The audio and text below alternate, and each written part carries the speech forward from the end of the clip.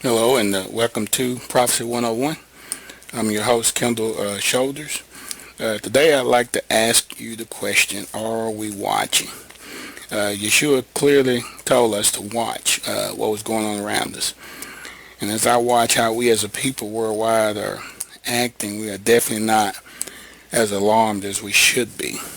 Things are really heating up around us, and it seems like we can't see it. So with that being said, I'm sounding another alarm.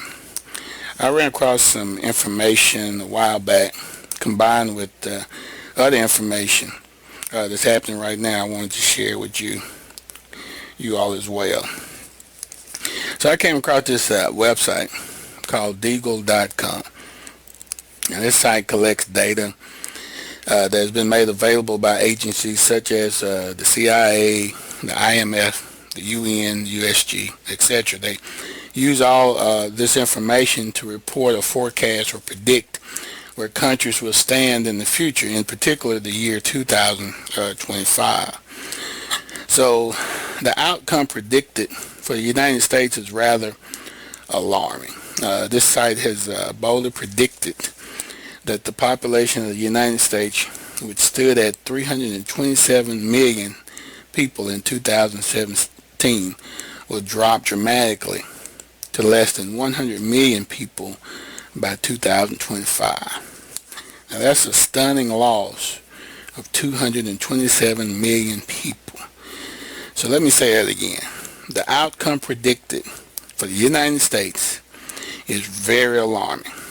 This site has boldly predicted that the population of the United States, which stood at 327 million in 2017, will drop dramatically to less than 100 million people by 2025. What is it that they know?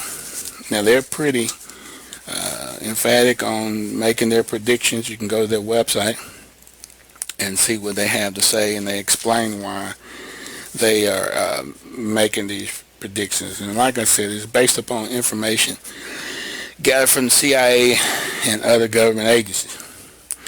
So I'm looking at this and I said, well, I know I need to share this information. And one of the reasons I knew I needed to share because it reminded me of a lesson that I taught a couple of years ago. And I'll make sure that I include the link in the description section of this video about the in that lesson we discussed the great American eclipse that went over the entire nation and what it could mean for this country. So we went back in time and we discussed the fall of the Assyrian Empire and the Ottoman Empire, which had similar eclipses. So we discussed how when this pattern happened to the Ottoman Empire, that 10 years later the Ottoman Empire had fallen. We also discussed that the U.S. not only had the same type of eclipse in 2017, but was due another one of the same type in 2024 coming from a whole nother direction. So these two eclipses together would end up making a big X across this nation. So make sure you go back and listen to that lesson. Now, according to our ancestors, this is not a good sign. So even the U.S. Navy, they had to do an evaluation after the Fukushima incident in Japan with the nuclear reactors melting down and the big disaster they had over there. So they did an evaluation over here with our nuclear reactors and what would happen if we had a flooding incident. And so they did a prediction on what it would look like and what they predict future America will look like when the seas keep rising and the other factors that's going to cause these events to happen. So if you look at this map, as you can see in those dark blue areas, that's where it's predicted that the water will begin to overtake the United States. And so as you can see here in this map, pretty much California is wiped out. Nevada and Utah are pretty much wiped out. Half of Idaho. Part of the Texas coast is wiped out. Louisiana's gone. Florida's pretty much gone. East Coast has moved in maybe a few hundred miles. The Mississippi River Valley has flooded dramatically and engulfed the states surrounding it. So the map that the U.S. Navy is showing shows a major disaster in the United States. And so we really need to take heed to all of these warnings that are being shown us. The Most High gives us clear reasons why nations fall. And we often hear stories about why Sodom and Gomorrah fell. And it's always taught that it just had to do with the sexual acts that was going on. But when you read Scripture, there's a lot more to why Sodom fell. So in Ezekiel 16, 48 through 50, he says, "As I live, saith the Lord God, Sodom thy sister has not done, she nor her daughters, as thou hast done, thou and thy daughters." Now, when he says thou and thy daughters, he's talking to us, Israel. He's saying that Sodom and Gomorrah didn't mess up quite as bad as we did. So then he goes on to verse 49. He said, "Behold, this was the iniquity of thy sister Sodom." So he's explained to us why Sodom fell. He said pride, fullness of bread, and abundance of idleness was in her and in her daughters. Neither did she strengthen the hand of the poor and the needy. And they were haughty and committed abomination before me. Therefore, he said, I took them away as I saw good. In Proverbs 16 and 18, he tells us that pride goeth before destruction and a haughty spirit before a fall. Now, when you look at that particular scripture, if that's the reason that the Most High allows a nation to fall, and you look at this nation, we fit every category of that to the T. I mean, we got the epitome of pride sitting in the White House, and the people that put him in the White House. We have plenty of food, but we don't want to share the food. We take it for granted. We allow food to rot in the fields because we want to kick people out of the country. You know, we got poor people, veterans sleeping on the street, need money, but yet we'll spend close to $1 billion or more on the military. So, I mean, we've got a lot of these issues going on, not to include all of the other abominations that this nation is committing. So we fit that. So, we're kind of in trouble as a nation because this nation is not repenting at all. Now, going back to the 2025 projections, the U.S., like I said, will suffer the most loss. It's 227 million people. Now, there are some other countries that suffer some major losses as well. Now, I'm gonna get this spreadsheet. I'm gonna make sure I include it, a link to it in the description section as well, and you can download it. And it has over, I think, 200 countries on that spreadsheet, and you can just look over it and do with it what you will. But I just included on this presentation just a few countries that has the most dramatic losses. If you can look at the first one there, China. China only has 21 million losses. And I say only has 21 million losses because they have a population right now of almost 1.4 billion people. So to lose 21 million is nothing to them. And so even if they lose that, they still got 1.4 billion people. India doesn't suffer any losses. As a matter of fact, their population is projected to increase by 60 some odd million people. So Russia doesn't take any dramatic losses. Japan drops 23 million. Mexico doesn't suffer any major losses. As a matter of fact, they get a slight gain. Italy it loses 18 million. France loses 27 million. Canada loses 9 million. South Korea 14 million. Germany loses 52 million, which is over half its population. Spain loses 21 million. And the United Kingdom loses about 51 million. So the European nations seem to take the biggest hit in second place to the United States. So I'll leave that link in the description section. You can download that Excel spreadsheet and take a look at that according to the projection. Now, when we look at the projections from this site, we do notice one thing. We notice that the nations of Africa suffer very little during this predicted devastation. So, why is that? Well, Africa just happens to be the continent where the last biblical wars will be fought. So everything's lining up with the way the scripture has it. So if the last biblical war is going to be fought in Africa, of course it can't be one of the first areas to be completely devastated. So let's look at the continent of Africa. And when you look at the world maps of today, the continent of Africa is made to look small or equal size to some of the other areas of the world. But when you look at Africa from a true perspective, you can see just how awful the manipulation really is. So let's look at this map of Africa, true Africa, and let's look at the sizes of true Africa. All right, so when you look at this map, of course, I'll leave this presentation for you to download so you can get a better look at it. But when you look at the area of the countries, the land areas, you can actually fit the United States, China, Europe, and several other nations, India, inside of Africa. Looking at the old map, the one we've been taught during school, these other nations are bigger than or as big as Africa. But when you really study that, you can see that all these nations fit inside of Africa. That is huge. Africa is huge.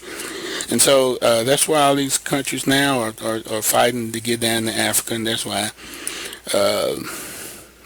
you know, the last wars will be fought there, and that's where a large majority of the chosen people are. So when we look at the continent of Africa, we also find out that it is essential to the return of the promised people to the homeland. So when you go to Ezekiel 20 and we look at scriptures 32 through 38, this is what he says. He says, "And that which cometh into your mind shall not be at all that ye say, we will be as the heathen, as the families of the countries to serve wood and stone. As I live, saith the Lord, surely with a mighty hand and with a stretched out arm and with fury poured out will I rule over you." All right, so he's saying that a lot of bad things are going to happen, and it's because he's ordaining it. And watch what happens when he does that. He said, "And I will bring you out from the people, and will gather you out of the countries wherein you are scattered with a mighty hand, and with a stretched out arm, and with fury poured out. And I will bring you into the wilderness of the people, and there I will plead with you face to face. Like as I pleaded with your fathers in the wilderness of the land of Egypt, so will I plead with you, said the Lord God. And I will cause you to pass under the rod, and I will bring you into the bond of the covenant. And I will purge out from among you the rebels, and them that transgress against me. I will bring them forth out of the country where they sojourn, and they shall not enter into the land of Israel, and ye shall know that I am the Lord." So he's telling us he's bringing us back out of the countries that we're in with fury. It's not going to be because we just say, oh, you know, I want to leave. This is going to be because he's creating an environment for us to leave.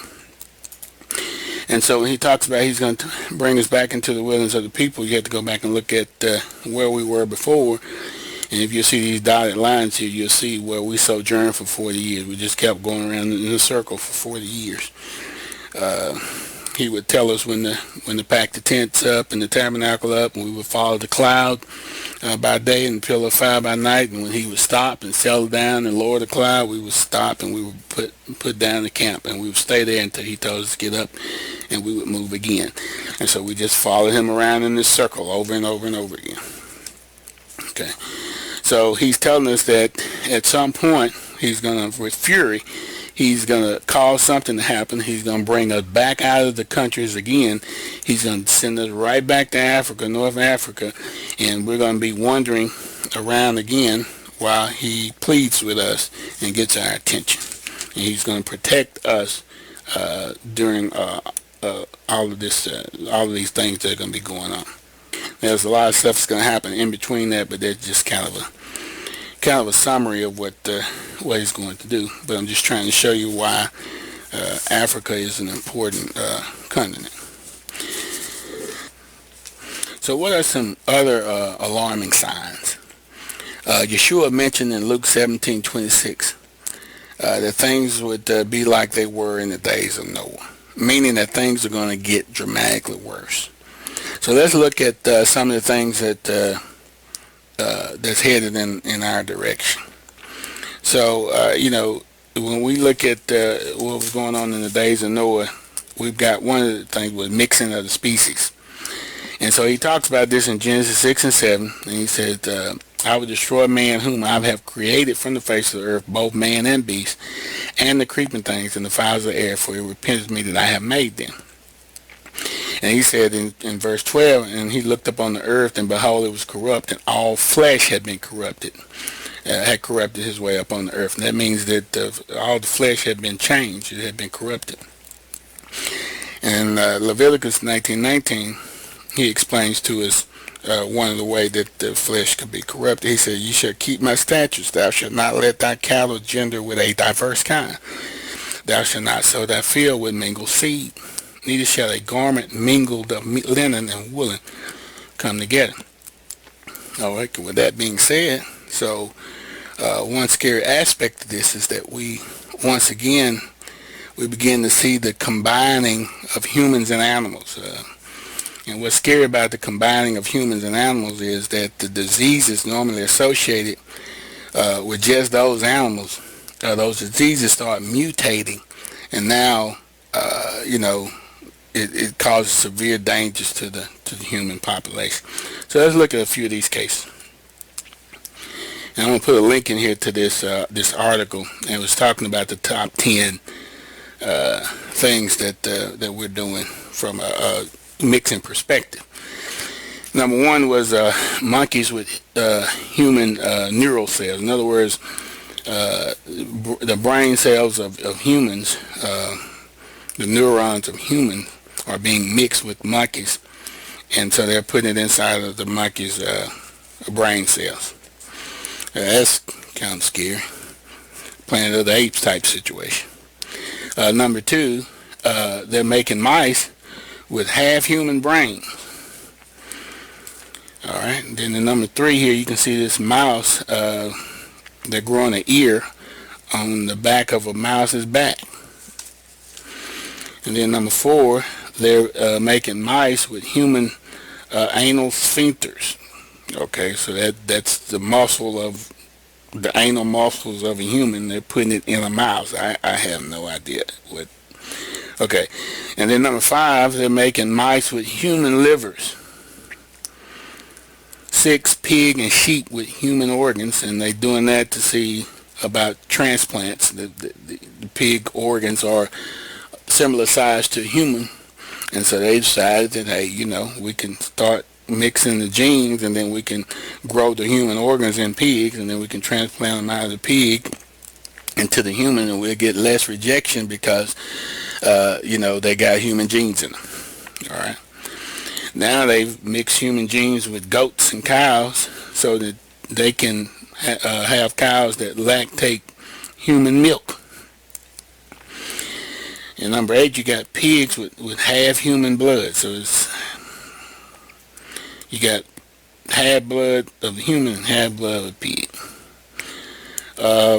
Number 9, you got humans, half human, half chimpanzee hybrids that they're making. And now they're growing part man, part rabbit in a dish. Now they're just scratching the surface. I've read some other articles where they're doing all kinds of things. They legalized some things in Japan. It's okay to do this, half man, half animal type research. So they're growing half man, half animal type things in Japan. I think in China. It's all over the place right now. So that's something that goes back to the days of Noah. Well, it's not just other countries. It's also with us as well. I'm not sure if you've heard of the Defense Advanced Research Projects Agency. Anyway, it's a branch of our military, the United States military, called DARPA.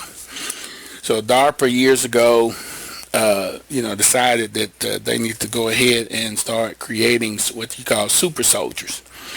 And these super soldiers, they were gonna, inject with some of them biologically with animal genes to see if we can create a super soldier that perhaps only need to sleep an hour a day, or have enhanced hearing or enhanced vision.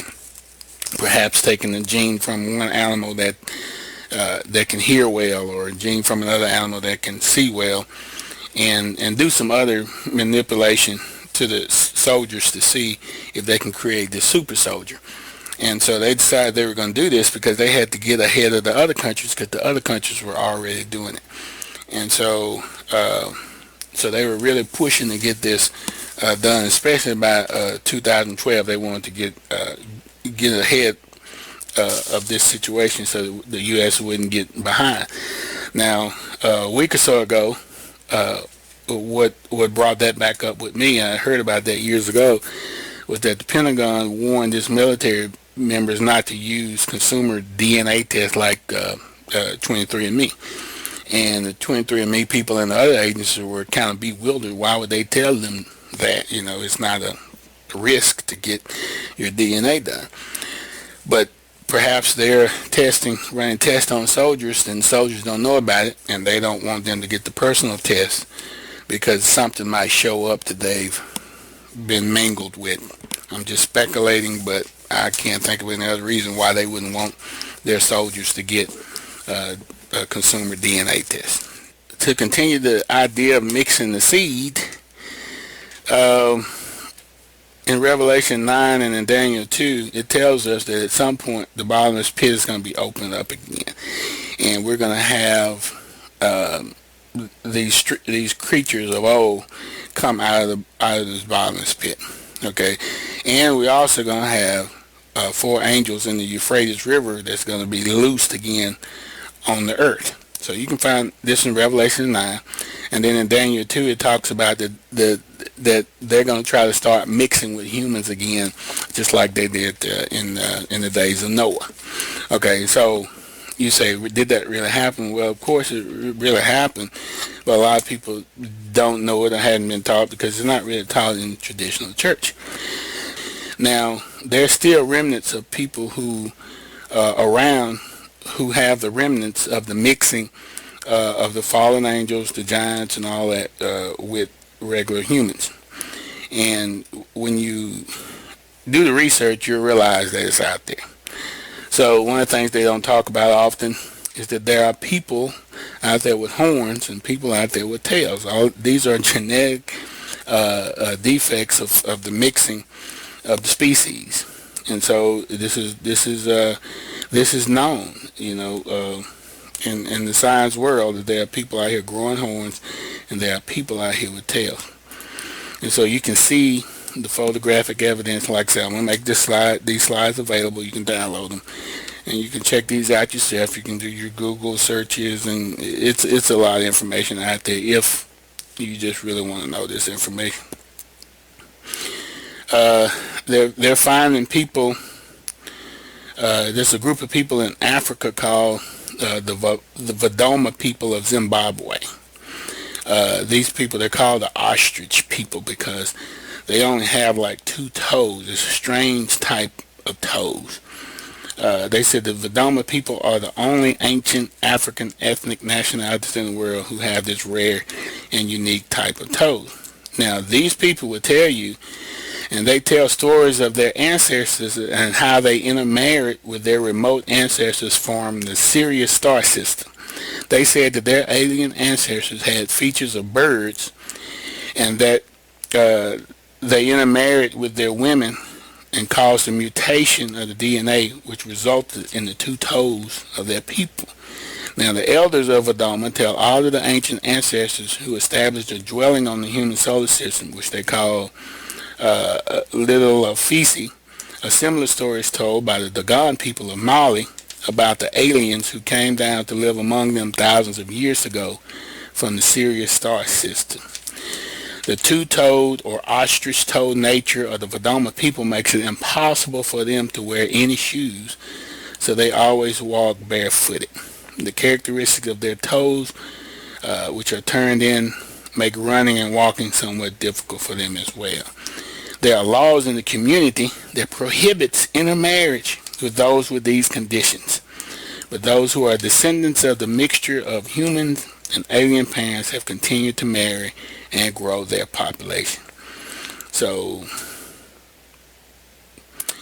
this is why in Scripture when, Most High would give David or the head of his army permission to go in and just knock out, and they were going in, especially when they were going into Canaan, they would wipe out whole groups of people because these people were not, they were intermixing. They were part, fallen angel, part human or whatever. And he said just wipe out the whole community, and of course we didn't always obey.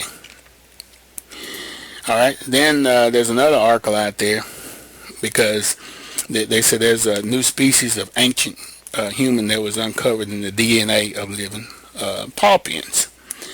So they knew about the Neanderthal gene, which is another species, the Denisovans, which is another species, but then there's another one out there. So these people can have up to, they've said 12 to 15% of a whole other species in them. And they don't know where that species come from. But it doesn't come from the original humans. So these are just some things that we really need to be alarmed about. So I'm going to veer away from that. And let's talk about natural disasters. Another reason we should be alarmed.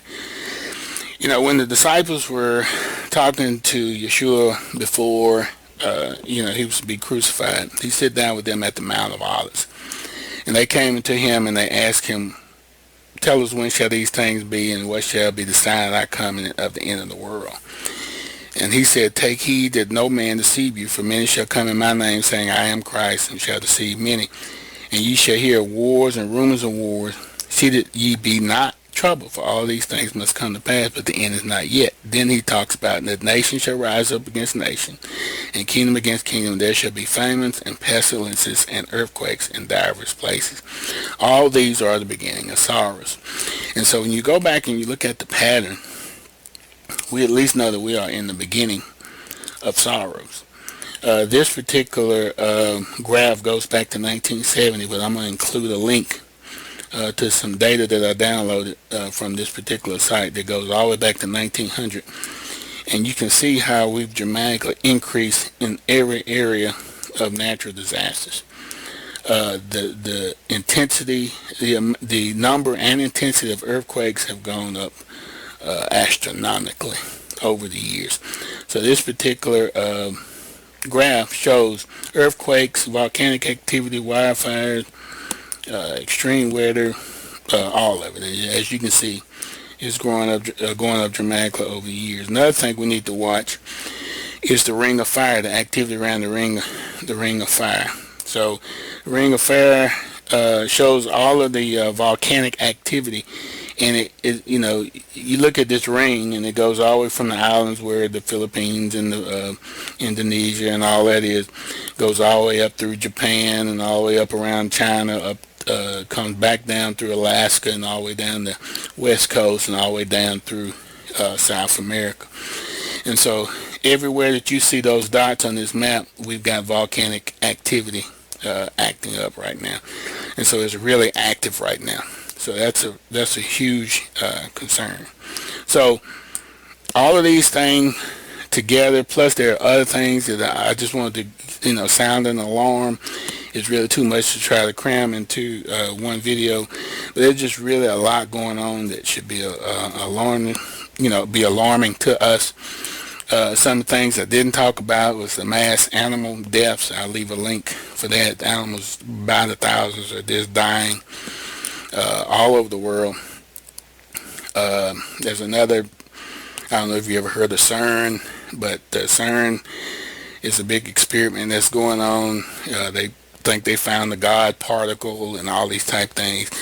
and they've actually reported that they've opened up portals and all these things. So that's really significant, portals to where they're communicating with other beings. So the Vatican and Lucifer. What is Lucifer? Lucifer is an attachment to a telescope that they got on the top of Mount Graham in Arizona. And you say, well, what are they doing? They claim to be looking for something that is to come. All right, so they're looking for something to come from outer space that you can only see with an infrared attachment. And just so happens they call this attachment Lucifer. Okay. All right, so another announcement that NASA made was that the magnetic pole is shifting dramatically. All right, so check that out. NASA made another announcement that a planet-like body was at the edge of our solar system and is actually pulling at the planets at the edge of our solar system. So there's a lot going on. There's more, but I just wanted to go over some information, sound the alarm. We need a lot of people really looking into these type things. We don't need just a few people looking into them. Do your research, report them, find out what you can find out, and report what you can find out, so we can continue to sound the alarm. Make sure you use the information wisely. This is a skull of a modern human, and this is from a Neanderthal. Look closely and you can see that this one has a slightly longer brain case. Most scientists believe that these are two separate species, and there wasn't much interaction between the two. But now we know there was interbreeding, and that all non-Africans living today are part Neanderthal. The researchers extracted DNA from Neanderthal fossils and compared it with that taken from people living today. They found that the DNA of Europeans and Asians is Neanderthal. It's a very exciting discovery because it gives us really the first strong evidence that there was interbreeding with people like the Neanderthals. And it means that modern humans in different parts of the world may have slightly different mixes. And the Neanderthal in me has always said Neanderthal. I stand quite corrected. There are many jokes about people behaving like Neanderthals, but it seems the joke could be on us.